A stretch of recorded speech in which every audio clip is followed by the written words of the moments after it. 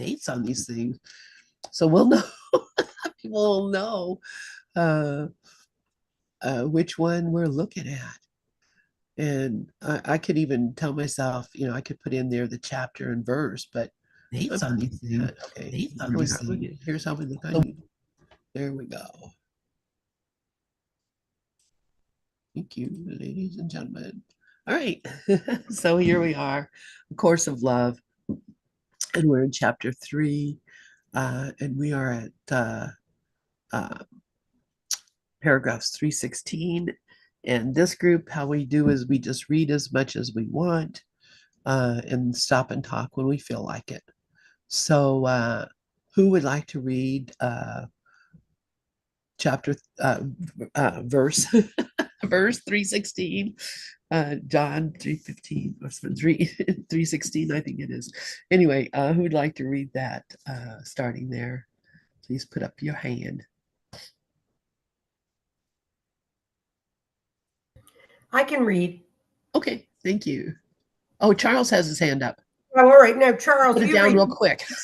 for a while. I'd rather you do it. Thanks. Okay, I have the book in front of me here. So, Okay, good. you who have been unable to separate mind from body, brain from head, and intelligence from knowledge, take heart. We give up trying. We simply learn in a new way, and in our learning realize that our light shines from within our heart. Whoops, one sec. From within our heart, our altar to the Lord. Here the Christ is in us, abides, and here we concentrate our energies and our learning. So to learn that what we would know cannot be computed in data banks of an overworked and overtrusted brain, a mind we cannot separate from where we believe it to be. 317. Our hearts, in contrast, go out to the world, to the suffering, to the weak of body and of mind. Our hearts are not so easily contained within the casing of our flesh and bone. Our hearts take wings with joy and break with sadness. Not so the brain that keeps on registering it at all. A silent observer, soon to tell you that the feelings of your heart were foolishness indeed. It is our hearts that we appeal for guidance, for there resides the one who truly guides. 318. You who think this idea is rife with sediment, sure to lead you to abandoning logic, and thereafter certainly to cause your ruin, I say to you again, take heart. Such foolishness as your heart's desire will save you now. Remember, it is your heart that yearns for home, your heart that yearns for love remembered, your heart that leads the way that would should you follow will set you certainly on the path of home.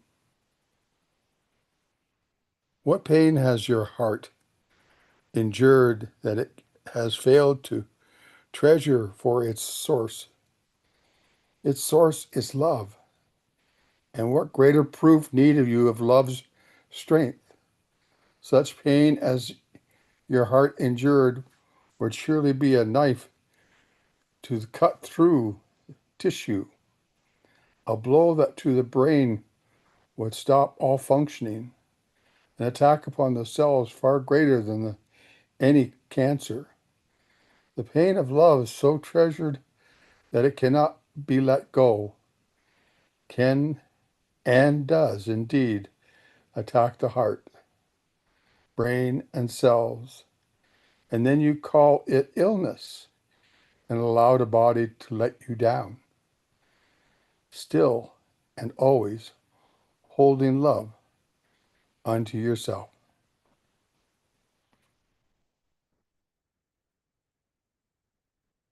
Must pain accompany love and loss?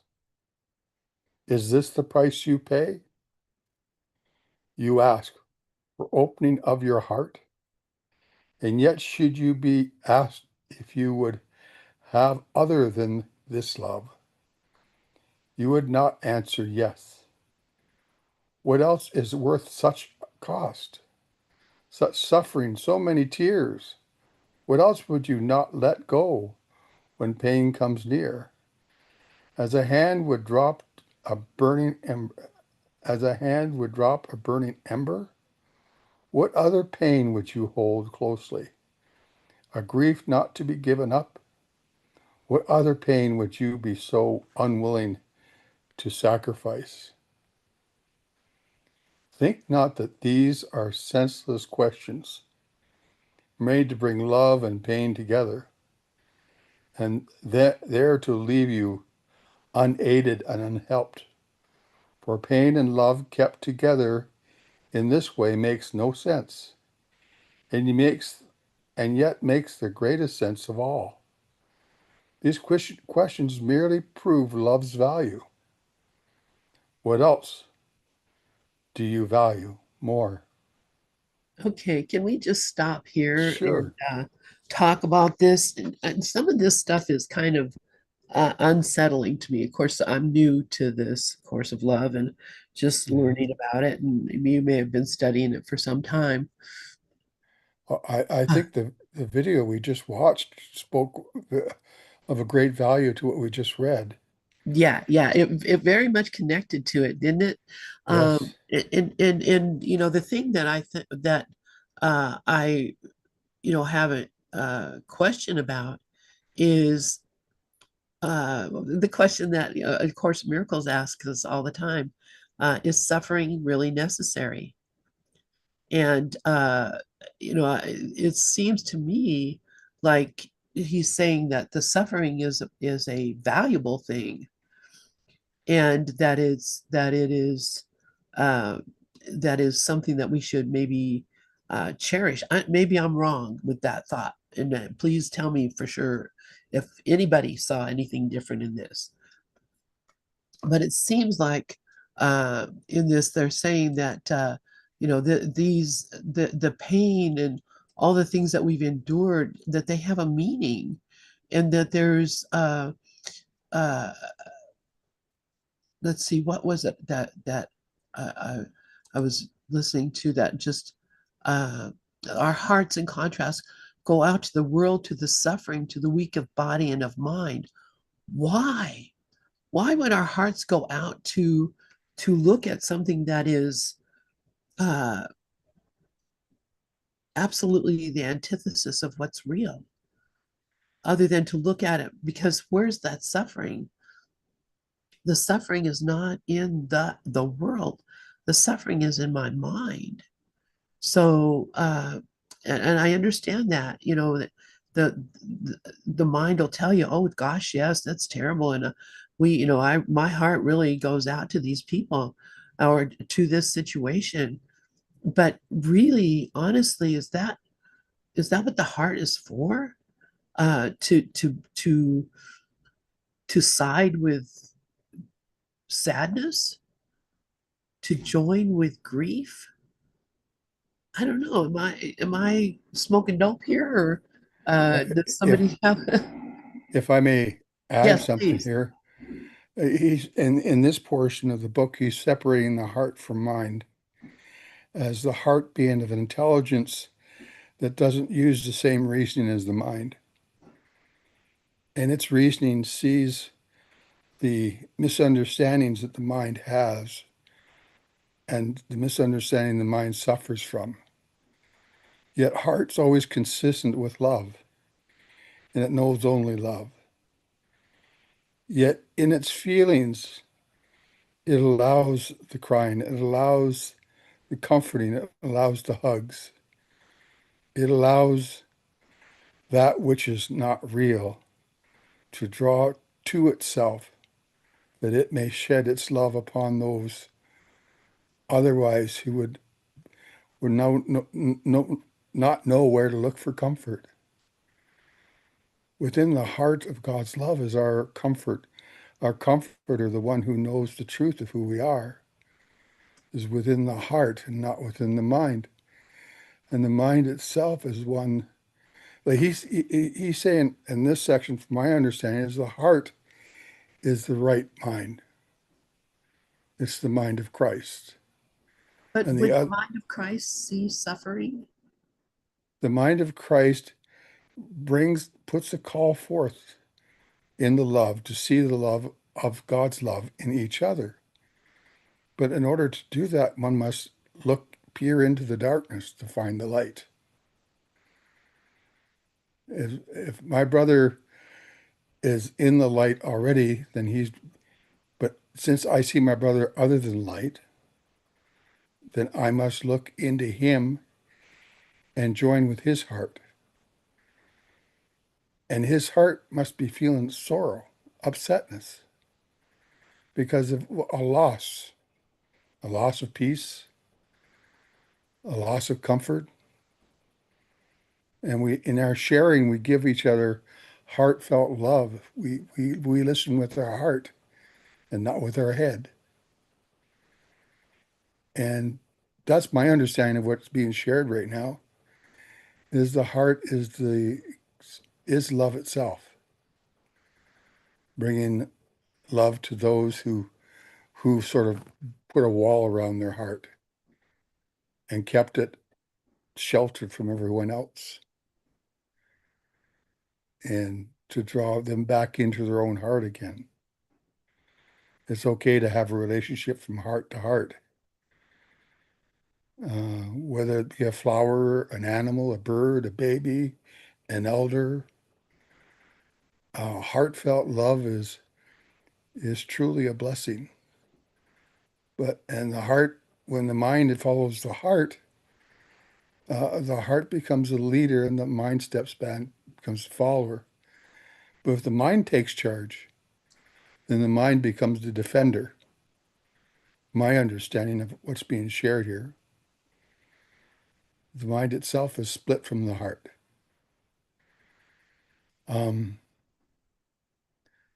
My own life of my own um, understanding of how relationships work have mentally taken me out of my heart and tried to figure things out, tried to fix things. But as soon as I went to the heart, I just felt love. I felt love for my children. I felt love for the partners, even though we didn't work out because of our minds being so opposed. Our hearts, we really truly felt love for one another. And we were allowed to have their life according to what they choose to have without the need to coerce or try to sell or convince them what the truth is. Um, that's why he calls the heart the observer. It doesn't figure anything out. It just loves. Just loves. It just loves. So if the heart just loves, then where is the suffering? I mean, I'm not asking you because I don't want to put you on the Okay. spot, and Yeah. I don't think you need to defend this. If the heart, where is the suffering then?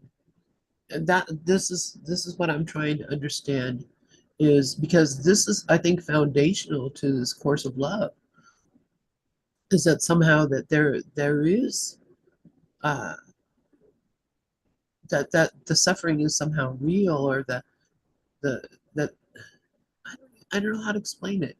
And I honestly wish someone else would speak up. I would love to hear anybody else's thought about this if they have one. And maybe it's just, me that's saying this really doesn't make any sense, because pain and love do not belong in the same sentence. Suffering and love do not belong in the same sentence. They're not, they don't, they aren't even on the same plane. They're, suffering is on the mind, the plane of the mind and mental, and love is on the plane of the heart, which doesn't see suffering. And I think that's what that poem that we just read, or that Thich Nhat Hanh was reading, was that it doesn't matter. None of it, all of it is the same thing. So the pirate rapists had no idea or didn't even care. The young girl believed that that was the worst thing that could happen, and she wanted to die. I mean, but that's all in the realm of thought. Those are all ideas. There is no idea. There is no reality to being raped is something that's going to destroy you or make you want to die or should make you die. There's no reality to all of those things. So, I think what he was pointing out in that poem is that I am all the characters acting all the parts. And all the characters acting all the parts, I am the good guy, I am the bad guy. And as long as there's a character involved, good and bad are going to be perceived. But when we get beyond the character, which is in my thought going into the actual what the heart is, that sees no difference, that loves all no matter what, and in all situations. So love, the heart, the heart does not endure pain. It's impossible for the heart to experience pain because the heart only experiences love. That's my opinion. That's my perception of it. And I don't know if anybody else has anything that they'd like to share. Uh, I see Bob. Let's see, what is Bob posting here? Oh, you went and got it. Core passages on suffering, differences between A Course of Miracles and A Course of Love. Uh, so, uh, the Course of Miracles, basically it says, God wills you perfect happiness. Why would you choose to go against his will? The fact that you can do so is your testimony uh, that you believe it is possible to go against his will, but you do not believe that only God's will is possible. And so this shows that suffering arises only from the illusion of separation, not from God's creation. Pain and suffering come from misperception. Suffering is an emphasis upon all that the ego has taught you. Its laws demand it, and they are honored by the world. But the laws of God have been written on your heart. And then suffering is learned, not real. You have taught yourself to suffer, but you do not have to learn this. All you need to do is recognize you made the error and choose again. That's from chapter 31 of A Course in Miracles. Suffering is sacrifice. Sacrifice is a notion that totally unknown to God. It arises solely from fear. It teaches that suffering is love, and that to love you must suffer. And of course, that's absolutely true. That's from text chapter 15. The ego glorifies suffering. The ego teaches that heaven is gained through the death of God and that you will live by being murdered. Thus, it denies life, and by the ego's form of suffering is, and the ego's form of suffering is salvation. And that's from chapter 11. So yeah, so that's kind of my take on this, and I'm not, I'm thinking there may be another way of interpreting this.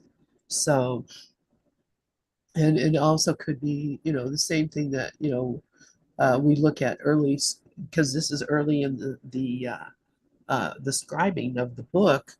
So, maybe at that time the scribe believed that suffering was real and that pain was the pain and love could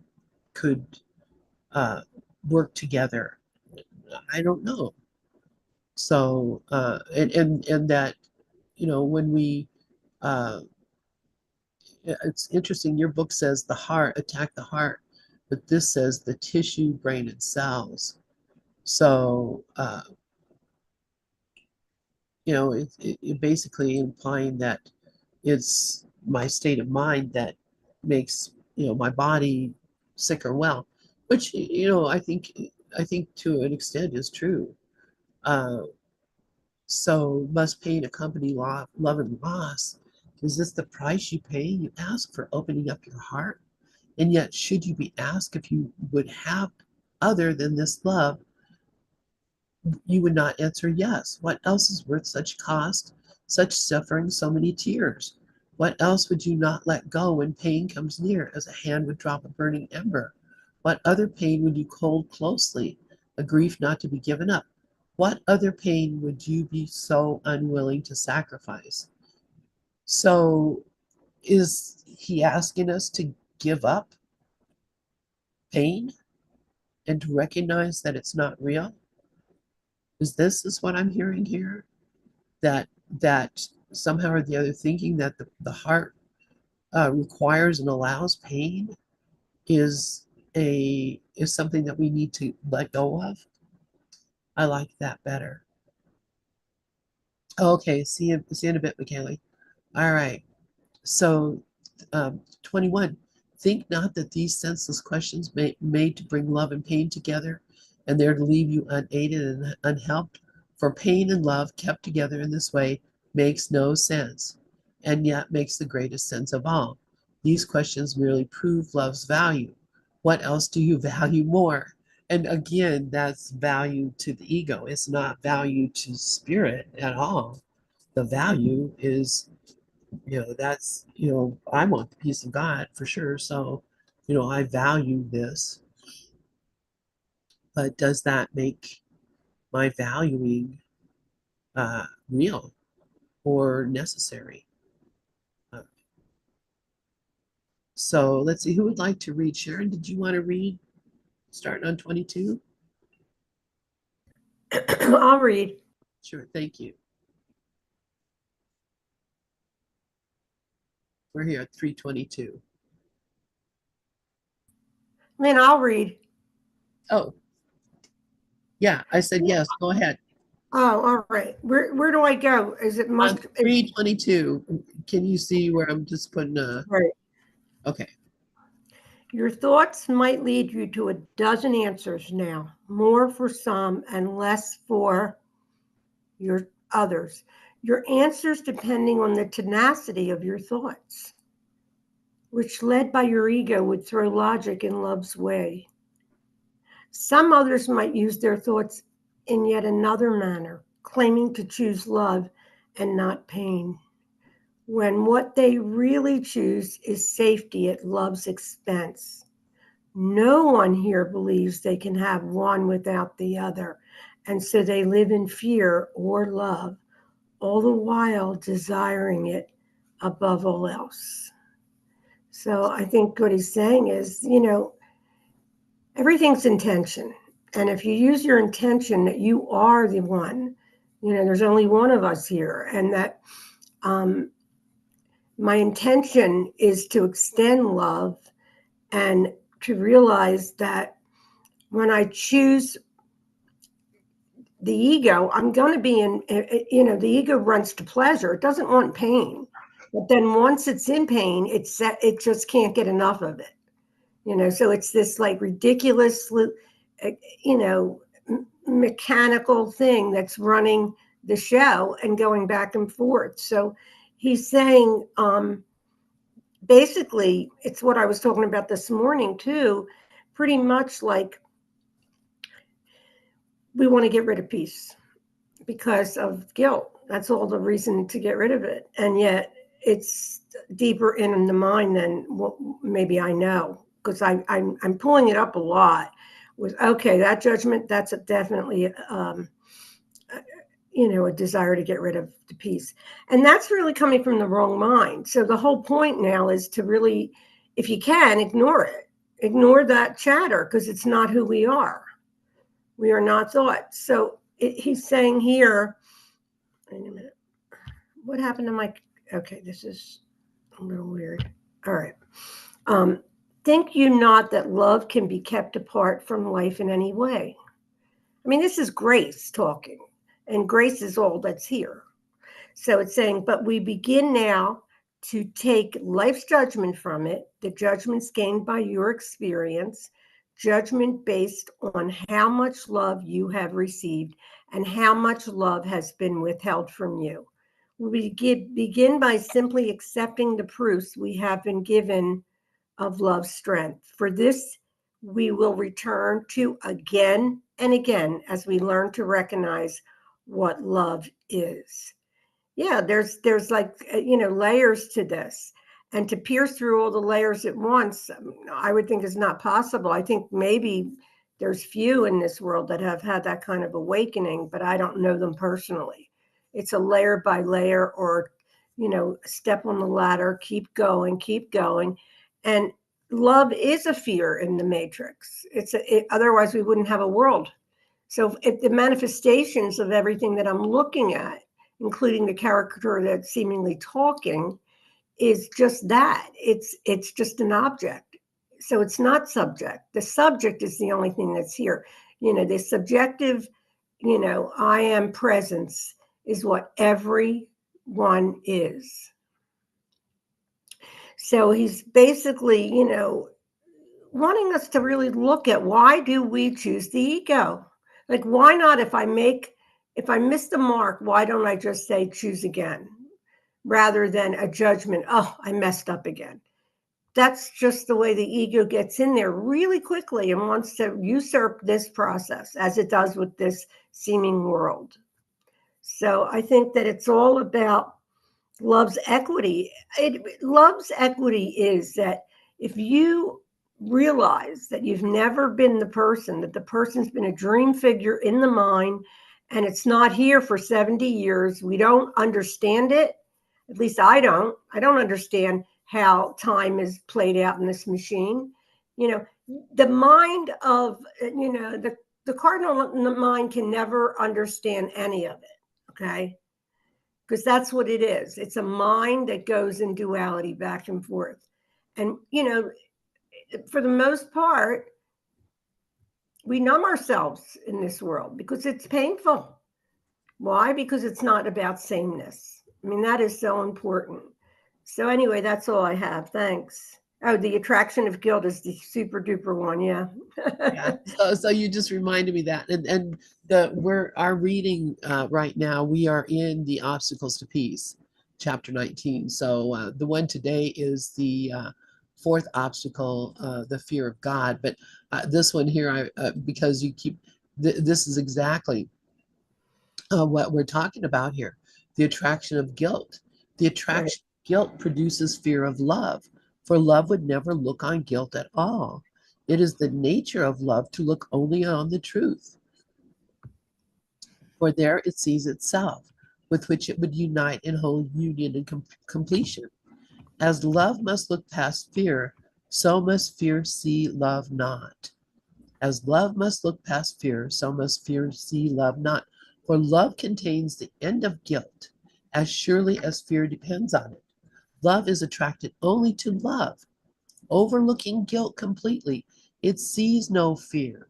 Being wholly without attack, it could not be afraid. Fear is attracted to what love sees not, and each believes that that what the other looks upon does not exist.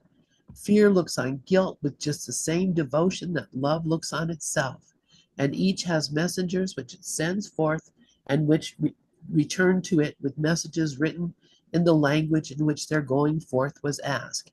And that's what they're talking about there in that course of love, is the love's messengers that we send out, and guilt's messengers. And guilt's messengers are suffering, sadness, pain, death. Guilt's messengers are the opposite completely of what love's messengers are. So, basically, when we are attracted to guilt, it's because I want to see the suffering and forgive it.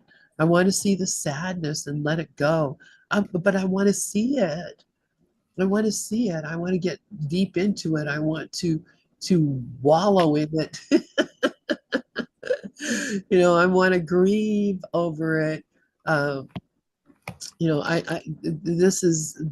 are the savage messengers of guilt that that that um, that guilt sends out, fear sends out. So that's where I think we have to really be careful that we're not equating love with suffering, or love with pain, or love with sickness, because that's the opposite of what's true. So, and Bob says, am I turning into a course purist? Yeah, I believe so. Because you see how perfect it is. To me, I see how perfect it is. So, chapter 4, love's equity. And Sharon, you're going to read for a while. Okay. Do you have to love God to know what love is?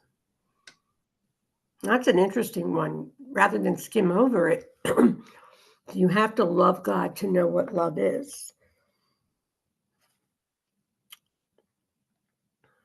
Absolutely not, really. I mean, love's another word for God, right? So when you love purely, whether you realize, I can't, what happened here to the computer? Wait a minute. This thing is not, I'm not able to get on. All right, that's it. Okay. What does it mean to love purely? Well, purely is unconditional. And the rest of the days that I'm living in this body, that's my desire, to teach this mind that unconditional is the only thing that's real, right? You know God whether you realize it or not. What does it mean to love purely? It means to love for love's sake, to simply love, to have no false idols, right? Love made us like itself. We are that. And because of the desire of all this guilt that this world is like a happening of total insanity. And that's what our minds look like inside when the ego is the hitter. Spirit seems to take more of an entrance as we shift. And you can feel the difference just by the energies. But the guilt of well, I have to love my kids. What are you talking about? They're my kids. And that's all fear. That's all fear of God, period. Fear. In fact, all of this is fear of God. I mean, imagine what we're thinking in a mind that's just thinking all the time, how horrible things are for us. So false idols must be brought to light, and there then see the nothing that they are before you can love for love's sake. What is a false idol? What you think love will get you. See, it's all about the fact that you already have. If I think I'm this separate self, I am automatically in lack. I have needs in this world. I have to eat, sleep. There's certain things that the body does, but to rely completely on the flow is to really be home. Because this is just a very delicate, we are the experiencing happening. The experiencing or experiencing, sir, is the experience. That's all. The divine will just uses each one of us as a character to experience different parts of the sonship in form, but it was over the moment it was even thought. So it's just this, is it a miracle? You bet it's a miracle. It's a miracle to finally realize that none of this has ever been real. I've never been that disciplined with this either, where you watch your mind all the time. I found that harder for the ego. because it was screaming then. It says here, love and longing are so intimately attached because they joined together at the moment of separation when a choice to go away from love and a choice to return were,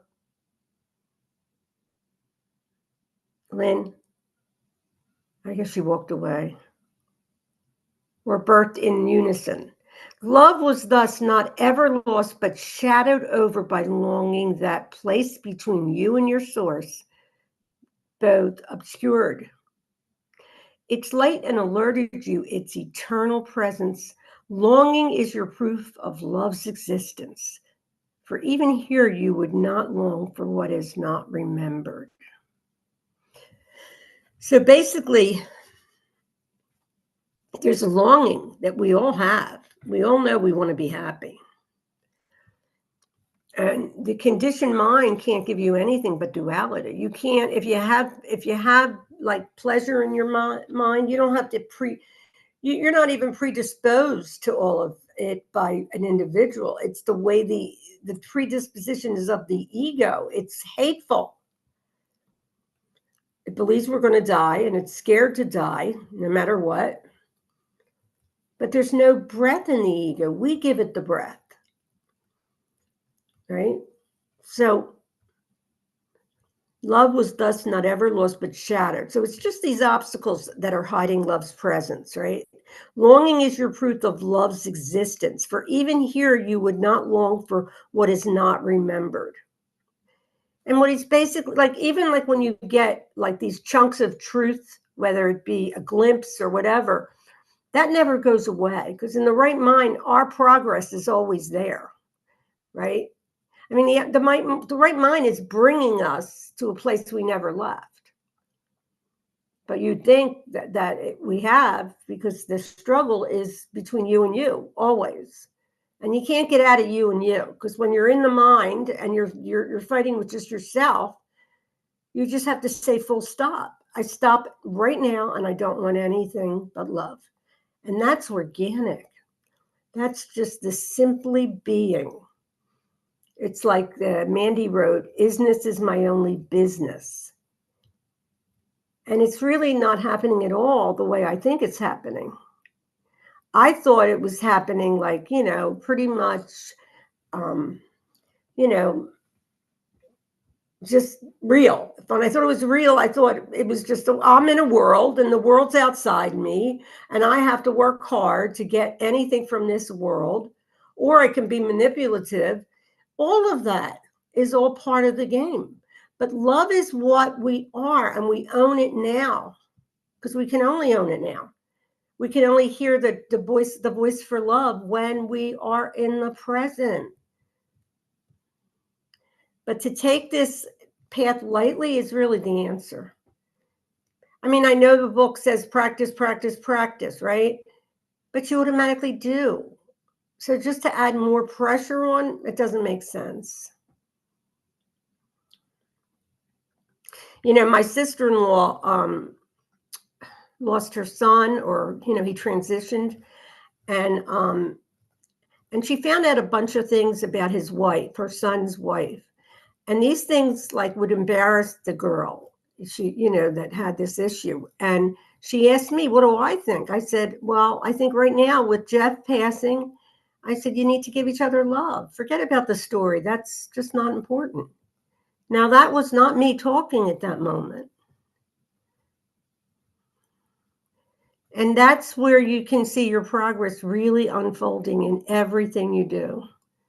But what I didn't do, and I'm so glad, is pay much attention to me not feeling like I was getting somewhere. Because I dwelled on that a lot when I would come on Gather, wherever I went, and they were been spiritual, because that's the ego. The ego wants to always let you know that it's here and it's even on your spiritual path. And you know the difference, because it's the spiritual ego that says the most ridiculous things. What would the truth say that's that important, except all is oneness? It's that simple. It is that simple. And, I have a feeling, I'm looking up and I notice, I know why some people left, because they had to go do things, but I know that one person who was actually a course of love student who was here left, and I wonder if, uh, but didn't say anything. So of course my mind goes to, did I offend them by saying what I said about suffering, not equaling love or being connected with love? And that's how the mind goes. The mind thinks that, oh, did I say the wrong thing? Are they mad now? Are they It's going out? identical to mine, okay? You can't, our minds are identical, but the trance makes us think they're different. Yeah, They yeah. are identical. My mind would say, "Oh, I hope it didn't hurt her. Oh my God, I'll be up all night." Which is buying into that attraction to guilt. Well, I knew I was holding these obstacles, and I will talk about every Tuesday about the obstacles, because if you can transcend these obstacles, then you're really in a different place. Yeah, And I'm still toying with them, but I also know that that's a fact that this mind is afraid. Of course, it's afraid to die. It doesn't know what's next. But what is next? Nothing. This is an emptiness. We are also empty. There's no form in us. All the food we eat could not change who we are. yeah, really. No, right. Anyway, anybody else want to share? I just was gonna say that uh, that what you the story that you were telling about, your the sister-in-law and the thoughts, and recognizing that, yeah, that there's always that little niggling ego saying, oh yes, listen to this is juicy, and wow, what do you think about that, and let me just tell you what I think. All that still goes on in my mind. Just because I don't say Oh, those, me too. Me because I too. I know. know, wow, how crazy that is. Well, Uh, mine does. It automatically does it, and I listen to it. But it used to be like, oh, why am I failing? But now it's like, okay, this little bugger's going to probably stick around for as long as it wants to, so I better ignore it, yeah, right? yeah. Just get thee behind me, and it don't make any sense anyway. These are, I mean, it's because I look at during my spare moments, I look at my phone. I look at TikTok, which is really great. If you haven't had TikTok, some people are like, "Well, I don't want to have that because it's blah, blah, blah." I So like it too. Yeah. I love it. I love TikTok. Doves on TikTok. A lot of great people are on TikTok, and more every day are getting on TikTok. Um, so there's always like a lot of little gems of different things. Stephen Dean reads a lesson every day, and all that kind of stuff. But in between come up these little scenarios, like they're like Chinese soap operas, and and they're hilarious. When you look at it, if you don't listen to them and just watch them, you'll see there's a lot of argument going on, slapping, lots of people getting slapped and knocked down, and there's if you go through one of those and somebody doesn't get slapped, I think you're watching the wrong thing.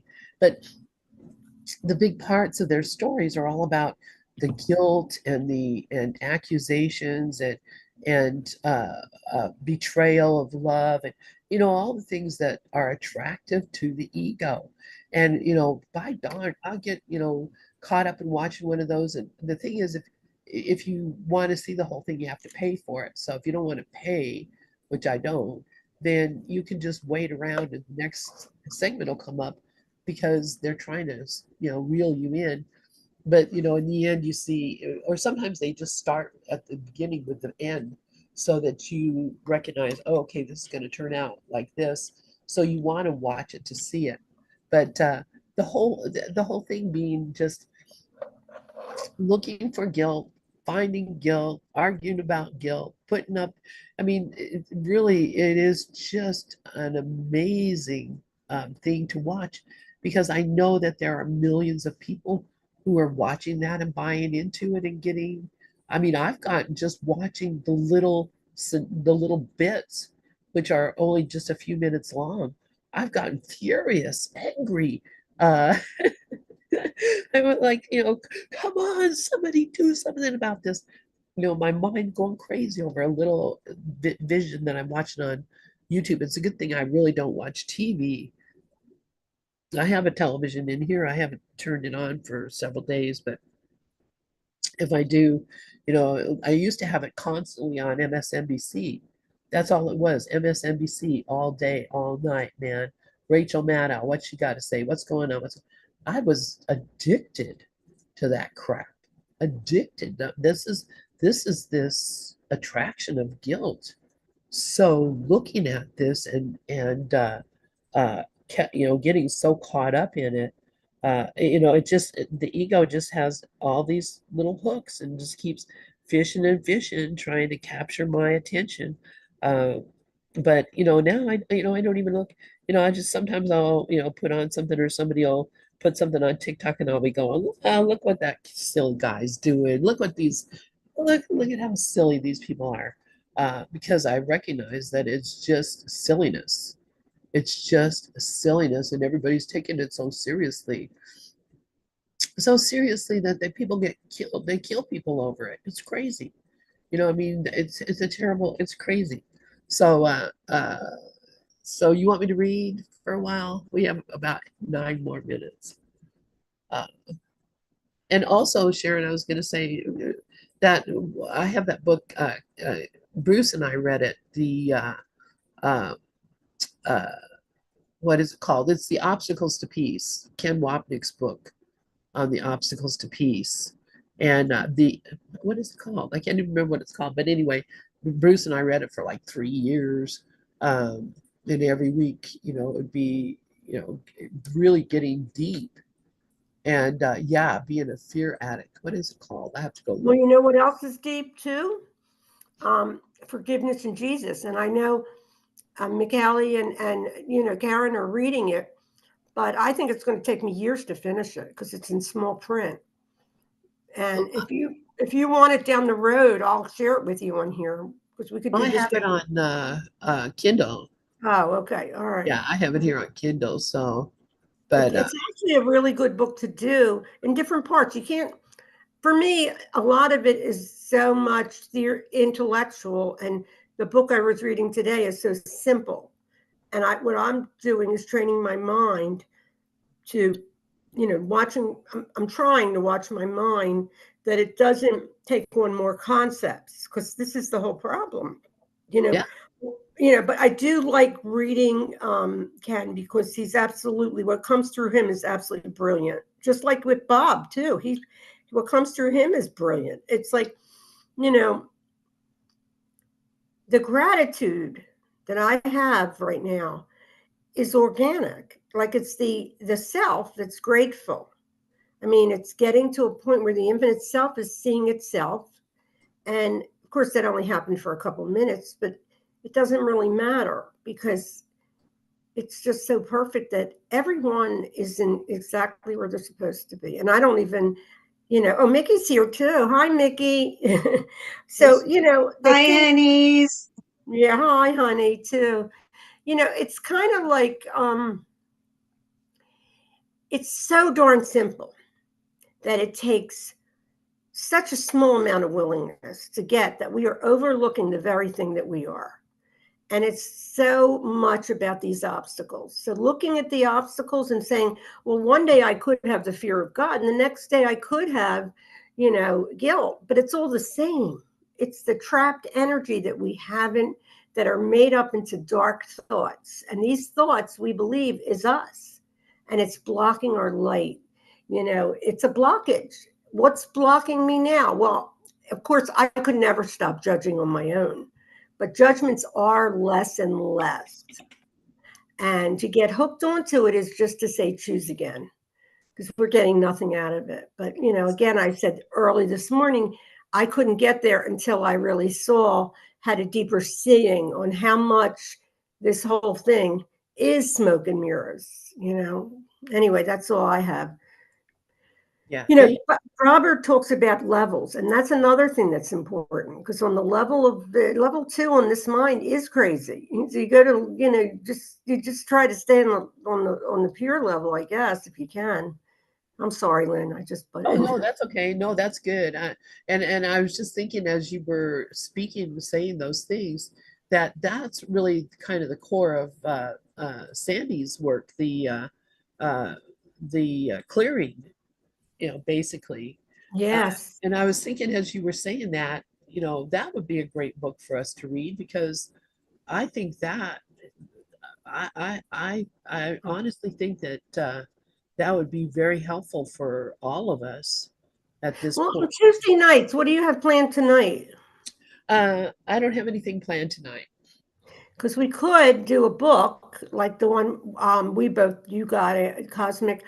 We don't have to do this one, of course, of love, because we have that 2 nights, 2 times a week now. So it's probably Sandy's book. I have Diedrich's and Sandy's Kindle. I have them both. They're all great. I You think know. I'd like to read Sandy's. I have that on Kindle. Oh, good. Let's go with that one, and we can all read it. And when we have speakers, we'll just take a break from it. Yeah, yeah, I think that's a great idea. Oh, I know why I had it opened up to there because it's got the steps are in here. So you and I were talking about that the other day. So yeah, let's do that tonight. I just want the peace of God, lasting peace in your life and in the world. Number Well, one. like fourth Tuesday, Gloria teaches. So that Tuesday we won't do the book. That's all. Right, the Tuesday of but I'll do that and I would love to do that. And unless we get some guest speakers, which some people may thinking about trying to get Corinne Zupko and there's a few other people that I see in those other meetings. I missed that other meeting last night. My internet was down. My internet went down. You remember I said that the internet. They said the Mhm. internet was going to go down. Well, it did, but it was up all day, no problem all day long. Then about I don't know 8 or 9 o'clock last night, boom, it was gone, and it was down until uh, like almost midnight. And that I missed that other meeting and other such, but I don't care because I got where I needed to be and did the. Right. I mean, if you miss it, you're supposed to. So That's right. Yeah. now I want to say I wrote Hakeem yesterday and he wrote me back. Oh, he Yeah. did. Yeah. All I wrote was, I wanted to know why he stopped being a mentor. So he wrote, and that everybody misses him, I told him. He wrote, "Hi, wonderful Sharon. It was due to the fact that it's easier to let go of specialness, individuality, if I'm not teaching. Yeah. So sure, a teacher can be helpful, but if someone's completely egoless, that is a whole other kind of helpfulness, So why not go for that? I still have much ego. I still have much ego to see through. I appreciate your message so much. Please send my love to those we both know and a big kiss from me to you. You know, and the thing is, we could have him on one night. I mean, I could say to him, if you're uncomfortable, like he's trying to give that part of himself off. So should I just Right. leave it So alone? yeah, why tempt him with that? I Right. think he found out something that I think is really very real here. I Yeah. think he found out something that is really you can become a figure. You can become a like a celebrity. This world, this spiritual world, there are look at how many people subscribe to Keith, how many people go to Keith. That is, I mean, honestly, and I love Keith, believe me, I love to listen to him, but how easy it is to shift your own responsibility onto a teacher and just sit and listen to them instead of listening to yourself. And that's why I don't ever want to become one of those teachers. I mean, there have been people who have tried to get me to, oh, then you just need to do your own channel, do your own talks, blah, blah, blah, get your, no, I'm not doing that. I am not a figure. I'm not, I am, we are all the same. And I would never put myself up. I say that now, like I know the future, but in general, I would not, right now, I wouldn't put myself up in front of a group of people and say, here I am, your teacher, because here I am not. Mickey, please go ahead. What a great topic. I totally understand what Hakeem is talking about. If anything that I ever did got popular, and 6,000 people signed up for my Facebook page, like on Keith's. I think it's up to like 7 or 8,000 now. I would run in the other direction and do exactly what Hakeem is doing, because that, Keith is probably at a place where it's not feeding that ego desire for specialness, but I am not there, and it would destroy any peace that I have attained. And I commend Hakeem for, yes, we miss him. Yes, we would love to have him around, but I totally honor what he's doing, because if you have any ego left, it's going to reach out and grab for that stuff. Yeah, absolutely. So you know what I'm going to do is I'm going to end this YouTube because we're going to start a new thing here.